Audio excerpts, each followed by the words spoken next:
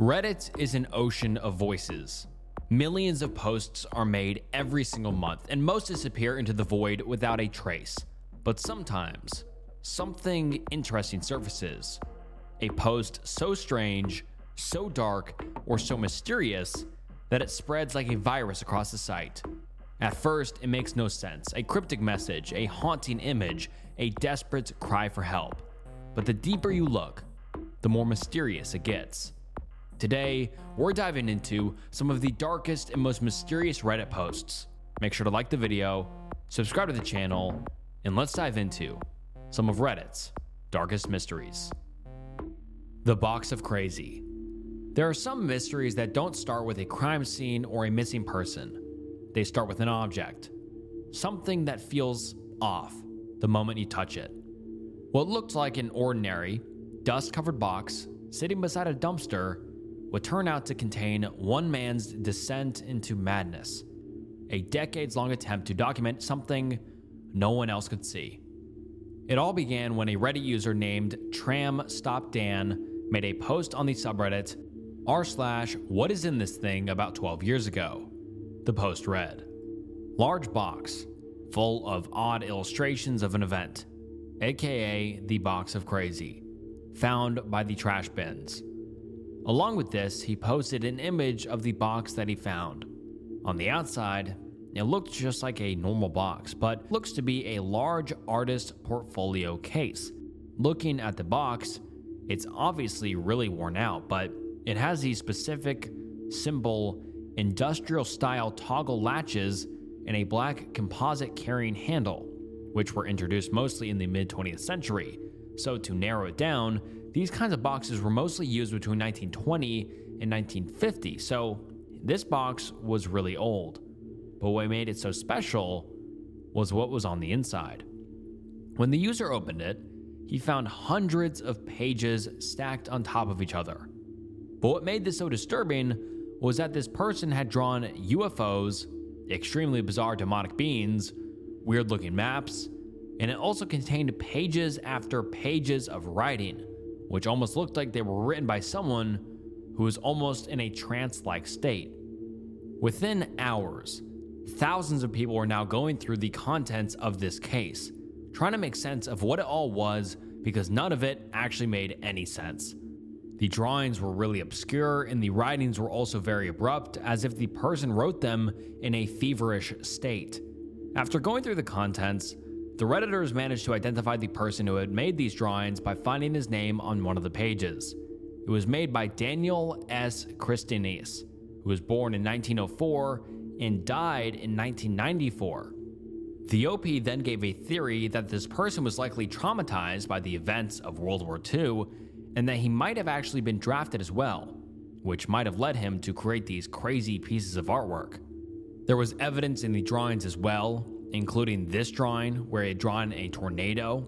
An address in the drawing and a VA medical center receipt showed that he was in fact a resident of Tampa Bay at the time. On the Imager album that the OP posted, he listed all the images one by one, and with the first image of the box he wrote, "Roughly 29 inches by 38 inches on the exterior. It smells of basements and dampness." This meant the box had been sitting there for a very long time, probably since the original creator made it. It's likely that he kept it hidden in the same cellar where he worked on his creations. As you flip through the album, you'll find this insanely detailed drawing of an anti-friction railroad bearing, and the level of precision is just crazy. It looks exactly like a patent design, which means he might have actually been trying to invent something real. There's no record of him ever filing it, but it definitely shows he was more than just an artist. He was an inventor too. Then things started to get weird. Some pages have maps of the world, but every single one of them has a hole cut right in the middle. According to the OP, it looked like he was layering them together, maybe to find a hidden location or pattern. And this is where the entire album starts to get really dark, because the further we go down, the less it looks like engineering, and the more it looks like something else entirely. Suddenly, there are drawings of UFOs, and then a humanoid creature so detailed it's almost disturbing. It has 4 wings, 4 faces, and legs that don't even look human. The OP said this part seemed to capture a specific event that completely changed him. As Daniel wrote, and I quote, now things start to get a little odd. It seems that the artist saw something in Tampa, Florida in 1977 that changed him. This appears to be an early sketch of the event, referring to the image with the UFO. Then comes a really obscure image which shows really weird humanoid creatures kneeling down almost as if they are preying on a decayed globe-like structure, and right on top of them, there's something that looks like a grand structure. The OP described it as an obvious blending of the religious and the extraterrestrial. And this is where things really start to take off. If you go through Daniel's writings, you'll actually find proof that he was a Seventh-day Adventist, a group that believes Jesus will soon return to Earth to destroy all evil, and suddenly, his bizarre designs start to make sense. Most of his drawings were clearly inspired by the Book of Ezekiel, where angels are described as gyroscopic beings, wheels within wheels. That's exactly what many of his blueprints looked like. But that's not all. There were also multiple drawings of a strange structure in Tampa Bay that kept showing up again and again. Reddit users eventually tracked it down, and it turned out to be a real building, the Inverted Pyramid Pier. Curious, people started digging even deeper into Daniel's life, hoping to decode what his sketches actually meant. In one of his entries, he showed the pier being hit by a tornado in 1977, but when users checked, no tornado ever hit Tampa Bay that year. So, what exactly was this tornado-looking thing he kept drawing? Turns out, it wasn't a tornado at all. It was a UFO, or at least, that's what he believed. Because on that same date, an artist named Rockney Krebs had hosted a laser exhibition at the pier, projecting massive glowing beams into the night sky. People assume Daniel must have mistaken those lights for something otherworldly. But here's the strange part. After July 7th, his writings became more and more obsessed with UFOs. One Redditor even found an old magazine Daniel mentioned, Omniscience and Science Fiction, and inside there was an illustration of lenticular clouds, strange cloud formations that look like UFOs. Back then, people didn't even know what they were, and Daniel believed they were stealth shields used by alien crafts. And this is where the story spirals into pure madness. As the OP went deeper, he found something truly disturbing. Daniel wrote that Jesus was actually an extraterrestrial who would use anti-gravity technology to fly. And all the blueprints, all those machines, were meant to help Jesus return to Earth. Those strange creatures in his drawings weren't angels at all. They were flying suits for humans. Even the complex bearing designs were part of a massive invention he called the Puma Space Train, though its true purpose remains a mystery. At this point, we have to pause, because while Daniel was clearly struggling with something deep and psychological, those struggles drove him to create some of the most fascinating and intricate designs imaginable. And as a devoted Seventh-day Adventist, he believed all of it was to prepare for the end of the world. His album alone is endless. It would take hours to get through every page. But what if I told you there's even more? Yeah, after the initial discovery was made and the box of crazy made headlines on major news outlets, some new information was revealed by the original poster, Tram Stop Dan.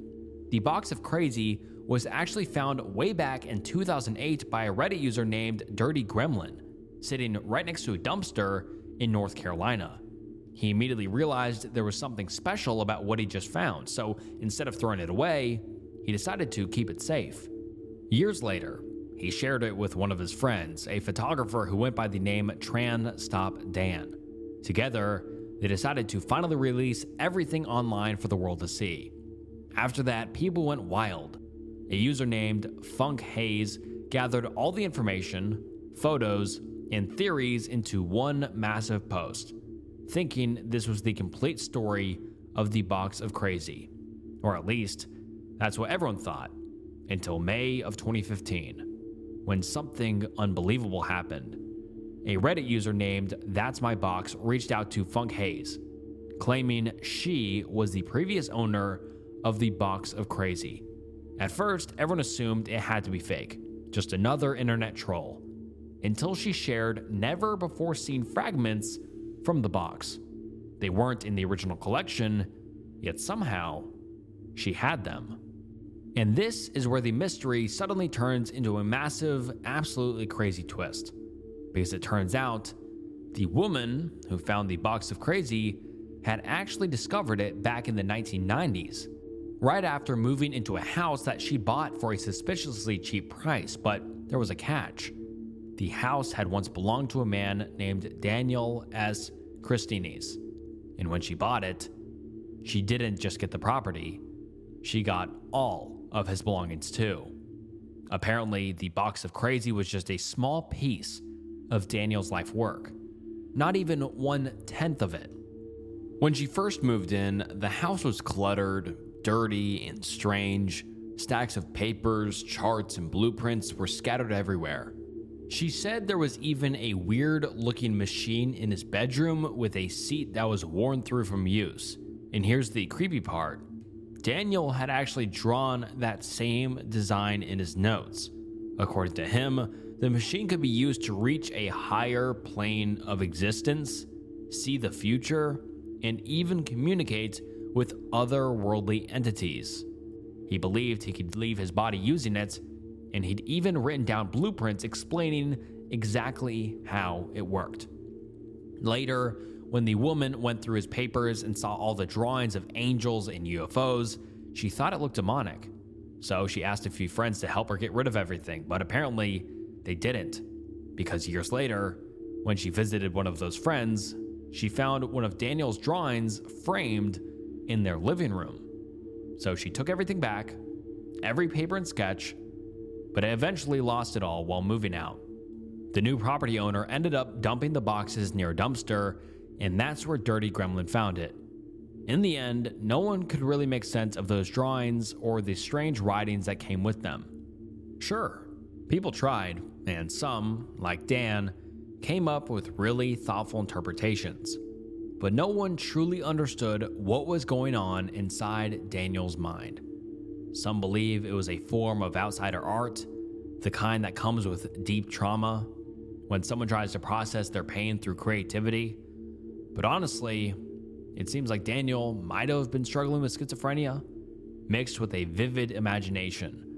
And since he was exposed to these otherworldly ideas from such a young age, it's not hard to see how they ended up taking over his entire life.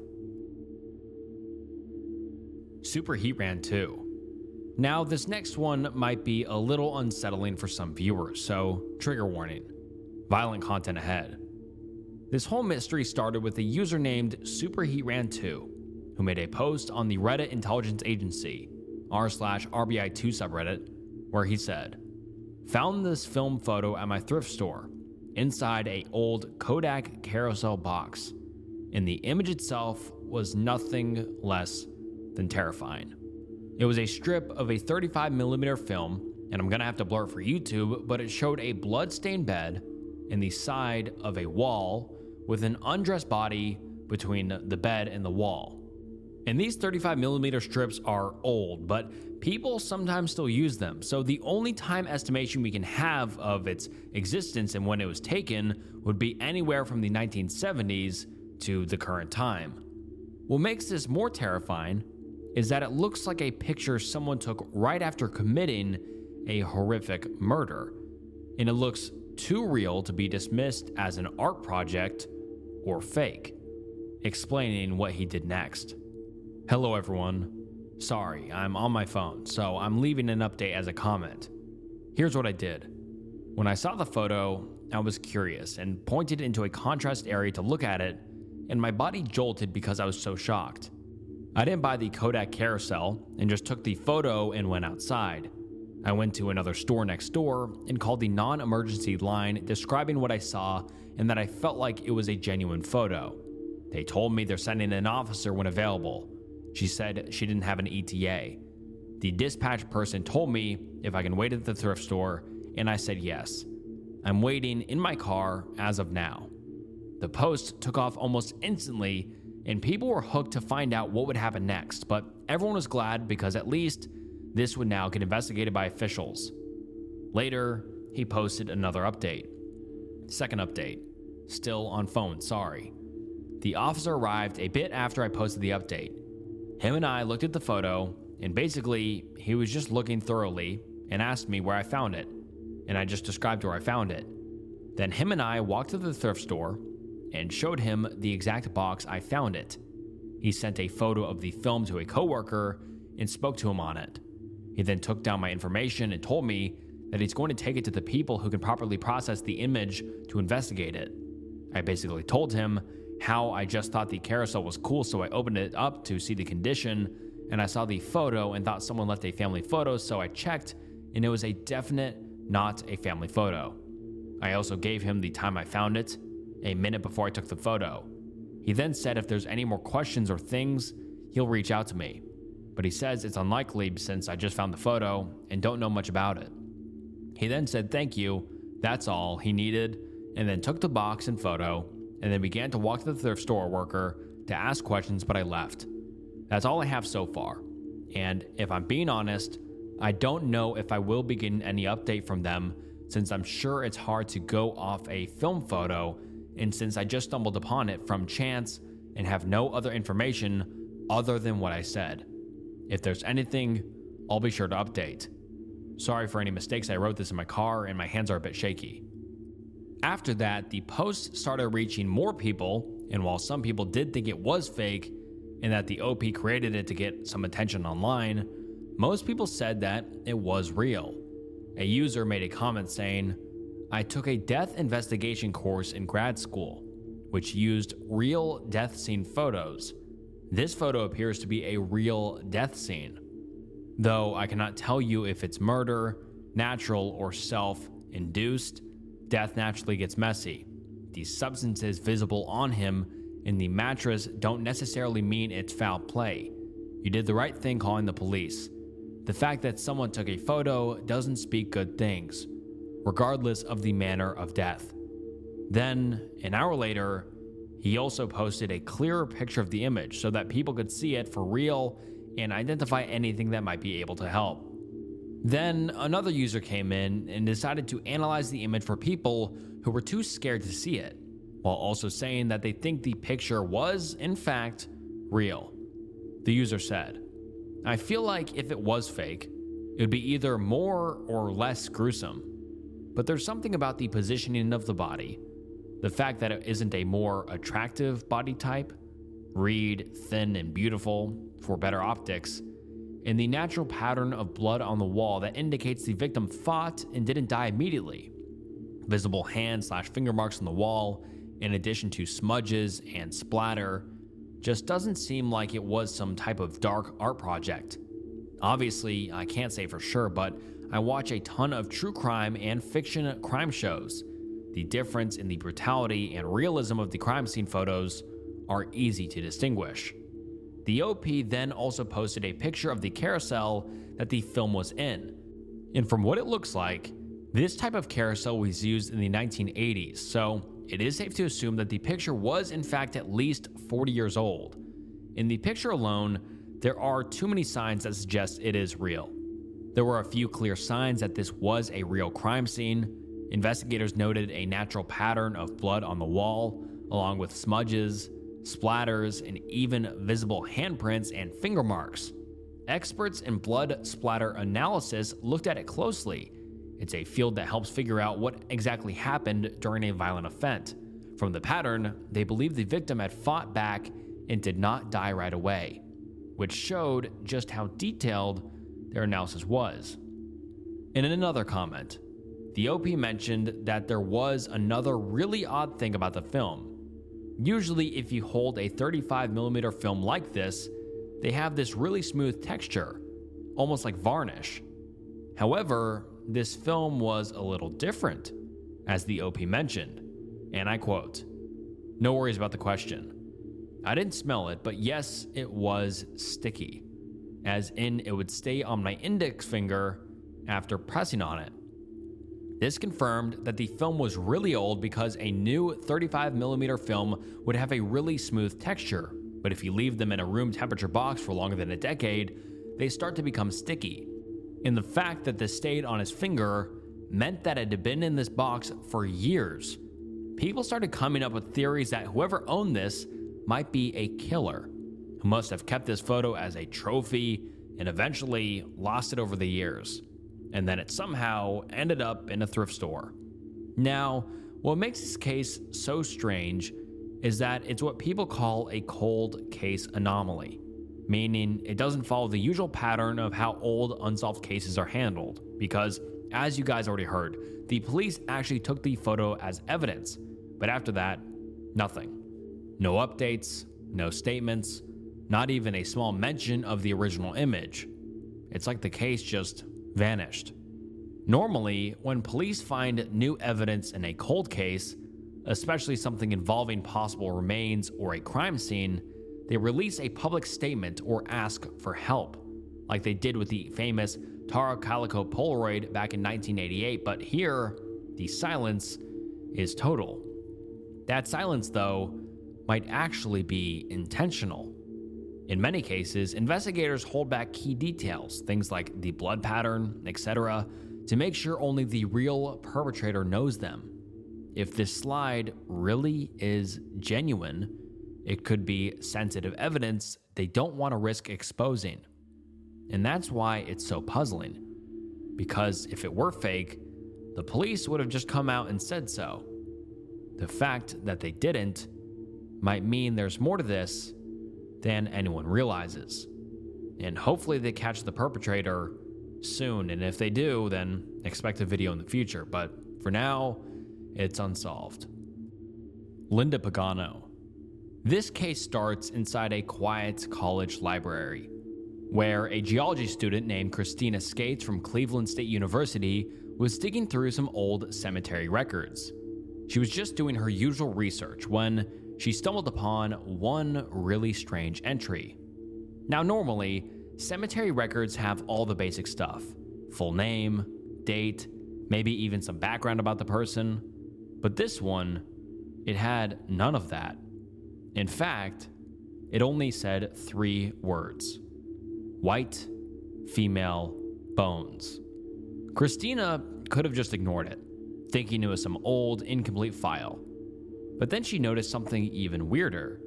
Where the person's name should have been, there was just a number: woman 82483. So she reached out to the cemetery, hoping they'd know something, anything, but they didn't. Even their private records had 0 information. At that point, Christina realized no one had ever come forward to claim or even identify this person, so she decided to do what any modern-day detective would do. She took the mystery online. She made a post on r/unsolved mysteries, explaining everything she had found. The post read, "Cleveland suburb, 74 to 75. While researching another Cleveland mystery, I stumbled upon a cemetery index listing for unidentified female bones. A call to the cemetery confirmed that no action had been taken since her interment, and further research at a local library of newspapers on microfiche turned up a handful of articles. I have attempted to contact the city's detective, but have not had any response in months. I have not contacted the county. No resolution is found within the articles, nor in any for some years after, and possibly to this day. A search of databases such as the county and state unidentified, as well as NAM-US, has not turned up anything that I can connect to this woman. As one will see in the articles, there was quite a confusion regarding who was handling the case, and with time surpassed, I think contributed to her not being listed. If there are any questions, I will do my best to answer." Now, unlike most people, who just post a missing case online and let Reddit detectives do their thing, Christina decided she was not stopping there. She wanted answers, so she started digging deeper, going through old news archives, trying to trace the mystery all the way back to where it began. And finally, after days and days of searching, she found something. The original report. It dated all the way back to February 5th, 1975. That day, 3 teenage boys were hiking through Rocky River Reservation in Strongsville, Ohio, when they noticed something strange. Sticking out of the mud was this pale, odd-looking structure. And, being teenagers of course, they decided to just check it out. Their curiosity quickly turned into fear, because that structure wasn't just a random object. It was a skeleton. And judging by the way it looked, it had been there for a long time. Now, instead of calling for help right away, the boys actually waited almost 6 hours before they finally contacted the police. When the officers arrived, they were confused too. The bones were so worn down that they couldn't even tell if they belonged to a person or an animal. But once they uncovered the skull, the truth hit them. This was human. When Christina found this piece of history, she reached out to everyone she could. The police, hospitals, park rangers, hoping someone, somewhere, still had records about it. But every door she knocked on led nowhere. No one had any clue. Then finally, she got a break. She managed to get her hands on the original autopsy report through the local forensics department. And what she discovered was heartbreaking. The skeleton showed clear signs of trauma, and even worse, some bones were missing, including the entire jaw. The report said the remains belonged to a young woman, somewhere between 17 and 23 years old, and the cause of death was a gunshot wound to the head.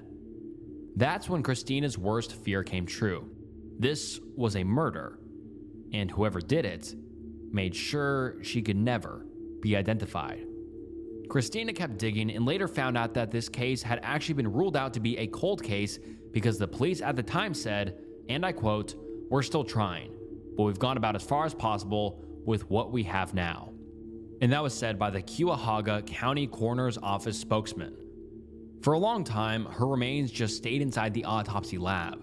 There were a few disagreements about where she should be buried, and no one really knew what to do with her. But eventually, a decision was made. She was laid to rest in Highland View Cemetery, a place mostly reserved for people who can't be matched to any existing records, the forgotten and the unidentified. After finding all of this, Christina went back to her Reddit post and updated everything, every detail she had uncovered, along with what she plans to do next. And that's when things really started to take off. Her post began gaining traction.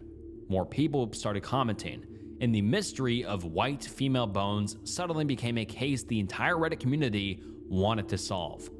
A Reddit user named books_and_wine replied by saying, "It is really heartbreaking that most of the coverage was not focused on trying to identify her or discover what happened, S-word, murder, etc., but rather on inter-bureaucratic bickering over who had to foot the bill to bury her. That just makes me sad." The Darcy Brown case references a similar disappearance of the second wife of Darcy's murderer husband. She disappeared from Cleveland in 1973. She was 29, a little older than projected, but definitely within the range. But even with all of that effort, it still felt like a dead end. Then one Reddit user reached out and asked if they could share her research on Web Sleuths, which was one of the biggest true crime forums at the time. Christina agreed, and once the post went up there, the case suddenly exploded with attention. Christina kept updating her original Reddit post with every small detail that surfaced from Web Sleuths, and that's when another online detective stepped in. His name was Carl Koppelman. He wrote, "Incidentally, I just spoke with Cuyahoga MedX office about this case yesterday. They had contacted me regarding the 1981 Euclid Bosca Tech John Doe, and while I had her on the phone, I asked about this case. She couldn't find anything in her records about this Jane Doe, and was totally unaware of her existence. I sent her the link to this case file that ICE 190 obtained, and the PM photos. Hopefully she can find additional info and get her into Nam U's, now that she is aware of this case. Anj Fisher from the Cuyahoga County Med X office looked in her system and discovered that she was not included with the other UID cases because the word unidentified was misspelled. But they have all the info on this case, and she's going to send what she has to the Nam U's and get a case file set up for this case. It turned out that the only reason this Jane Doe had no record, no match, and no connection to any missing persons case was because of a single typo. The word unidentified had been misspelled in the system, and since these databases are fully automated, that one tiny mistake basically erased her from existence. For over 50 years, no one could link those bones to any missing person because, in the system's eyes, she didn't exist at all. Now that the error was finally found, it was time to move toward facial reconstruction to figure out who she really was. They needed a face, something solid, to compare against old missing person photos. But just when it felt like they were getting close, another problem showed up, as Christina wrote in her post. I've obtained the ME autopsy report.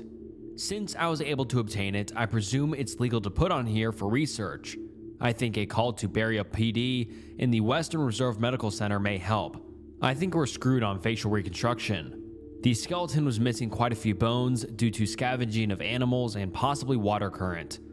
Only 5 teeth and an unerupted number 16 wisdom tooth were present. Post-mortem loss of the others. No mandible. Report might be gruesome for some. Case number 156963, autopsy number M38363. Tell me what you make of it. However, this is where the guy I mentioned earlier, Carl, became an essential person in the case, because he had been solving these types of cases for years online. He had even done the facial reconstruction for another cold case of a woman called the Walker County Jane Doe, so he was the perfect person for this case, who had just managed to be there at the perfect time. Using his past experience in cases like these, and by using the data available on the current Jane Doe, he managed to create a sketch of what she might have looked like. And this was a massive breakthrough in the case. And this is when Carl found another lead. This newly listed missing woman from late 1974 looks like a very good possible for Strongsville Jane, Linda Pagano. Age is right, location is good, time frame is good, her listed height is a little short. He then contacted law enforcement, and they went through every record they could find, but nothing matched, which meant it was finally time to exhume the body. Working with the University of Akron, they located the exact burial spot and recovered what was left of the remains.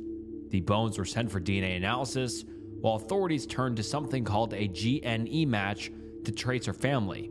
It's basically an open source DNA database where investigators compare unidentified DNA to public genealogy reports, using distant family connections to slowly piece together who the person really was.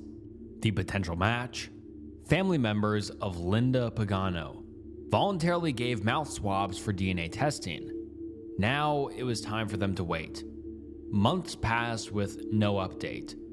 However, on June 29th, 2018, the identity of the bones was finally revealed. It was, in fact, Linda Pagano. Carl made a post saying, "Just got word from Linda Pagano's sister that Strongsville Jane Doe is in fact Linda Pagano. Although, the authorities were onto the possible match before I called it in. I am flagging the thread as a WS match because, if not for the amazing sleuthing work by ICE 190, this case would still be buried deep in the police and coroner's office archives. It was only because ICE 190 decided to investigate a Jane Doe grave that was not listed anywhere. The case was listed in Nam U's and consequently was noticed by Akron PD.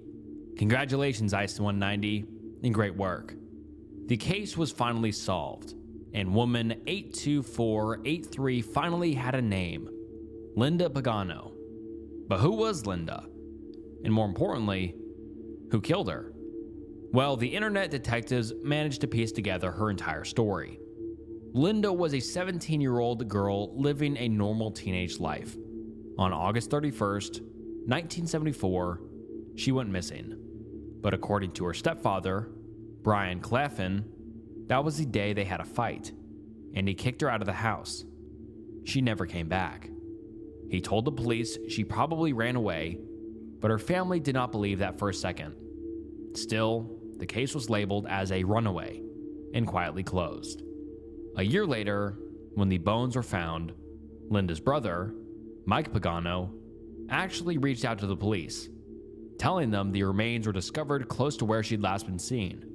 But since the case was already closed, no one listened. And that's what makes this so tragic, because to this day, no one truly knows who killed her. The only thing we do know is that her stepfather's story never really made sense. He had a violent past, was known for losing his temper, and his timeline did not match up with what Linda's boyfriend said. So maybe, if the police had listened back then, they could have caught her killer and given Linda justice decades sooner. And alright guys, that wraps up some of Reddit's darkest mysteries. I hope you enjoyed today's video. My favorite case was the Box of Crazy. I thought it was so interesting, and I just wonder what was going on inside that guy's head. And I hope those drawings are safe, because that really is artwork.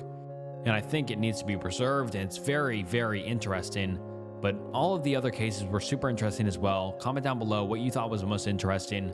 Thank you so much for watching to the end of today's video, and please like the video and subscribe to the channel. It helps me keep making videos like this, and join the Patreon for early access, uncensored videos, and the weekly Snook Show. I appreciate you guys watching.